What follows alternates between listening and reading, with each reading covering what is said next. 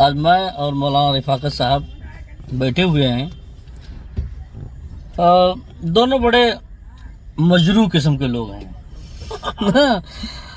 زمانے نے بڑے زخم دیے ہیں اور تھوڑے اپنے زخم کی تھوڑی نمائش بیان کریں کہ آپ نے امامت کی ہے تو امامت میں کیسے کیسے لوگ ہیں. السلام علیکم ورحمۃ اللہ. وعلیکم السلام. حضرت کیا بتائیں آپ کو، تو خود ہی ان معاملات سے گزرے ہوئے ہیں اور خیر ہماری تو زندگی کا آدھا حصہ اسی میں گزر گیا کہ ائمہ حضرات کی جیسی ناقدری متولیان مساجد کرتے ہیں. اللہ اپنی پناہ میں رکھے اور لوگوں کو عقل سلیم عطا فرمائے. ایسے ایسے حالات ہیں ائمہ حضرات کے کہ بیان سے باہر ہیں. آج کے اس گراں قدر دور میں 7-8 ہزار روپے دے کے یہ سوچتے ہیں کہ ہم نے امام کو خرید لیا، اب امام نہ چھٹی کر سکتا ہے نہ گھر پہ جا سکتا ہے. ایسا لگتا ہے نہ اس کے بال بچے ہیں نہ اس کے ماں باپ ہیں، بس یہیں رہے 24 گھنٹے، یہاں تک کہ چٹائی بھی سمیٹے، جھاڑو بھی لگائے، بچوں کو پڑھائے، نماز جنازہ پڑھائے، تیجا 40واں فاتحہ، یہاں تک کہ اگر کسی کی فاتحہ برسی ترسی کی ہے اور امام صاحب بیچارے اگر چلے گئے کہیں کسی ارجنٹ کام سے تو وہ ناراض ہو گیا تو ان کو بیچاروں کو امامت چھوڑنا پڑ جاتی ہے. یہ حالات ہیں. امام کا درد یہ قوم نہیں سمجھ رہی ہے اور اسی لیے ہم بلندی پر جانے کے بجائے پستی پر ہیں.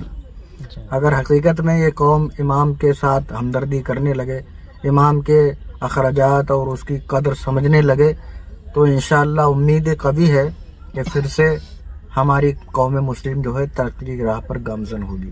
یہ میں نے تجربہ حاصل کیا. آپ نے بہت ہی بہترین اور نصیحت خیز بات بتائی ہے. یہ باقی جتنے بھی ہمارے سبسکرائبر کہہ لیجیے، آڈینس کہہ لیجیے، جتنے بھی دیکھ رہے ہیں سن رہے ہیں، یہ بالکل حقیقت میں بتائی. لیکن میں صرف اتنا پوچھنا چاہتا ہوں کہ جیسے آپ نے تو بہت جگہ تھا ایک عام بات بتائی آپ نے کہ ایسا ہوتا ہے، تو سب سے پہلے یہ بتائیے جو لوگ اتنا ظلم کرتے ہیں اپنے رہنما کے ساتھ جو ان کا امام ہوتا ہے، تو ایسے متولیان کو، ایسے صدر کو، خزانچی کو ان کا ادھیکار ہے مسجد کا حکمراں بننے کا یا نہیں؟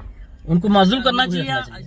یہ معزول کرنا ہی نہیں چاہیے بلکہ یہ اس محلے یا اس بستی کے لوگوں کے اوپر، میں تو اگر میرے نزدیک آپ پوچھیں گے تو فرض عین ہے کہ ایسے متولیوں کو اور ایسے کمیٹی سیکریٹری خزانچی صدر کو لات مار کے باہر کر دینا چاہیے اور کسی ایسے آدمی کو صدر اور کمیٹی میں انتخاب کرنا چاہیے جو امام کے درد کو سمجھے، اس کی ضرورتوں کو محسوس کرے. اس سے بستی کے لوگ بھی گنہگار ہوتے ہیں حضرت.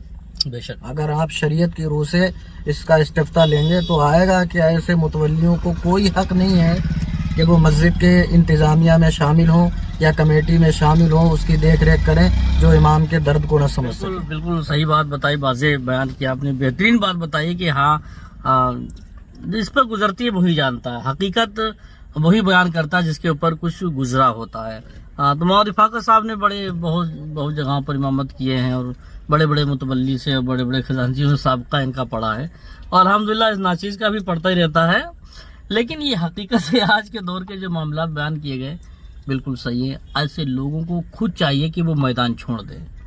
ایسے ظلم کرنے سے بہتر ہے کہ وہ مسجد سے صدارت کا عہدہ ہو چاہے وہ کسی کا خزانچی ہو، ان کو چاہیے کہ اس عہدے کو خود چھوڑ دیں تو بہتر ہے، کیونکہ زندگی چند روزہ ہے، ایک نہ ایک دن یہاں سے جانا ہے، پھر اپنے رب کے سامنے کیا منہ دکھائیں گے ایسے لوگ.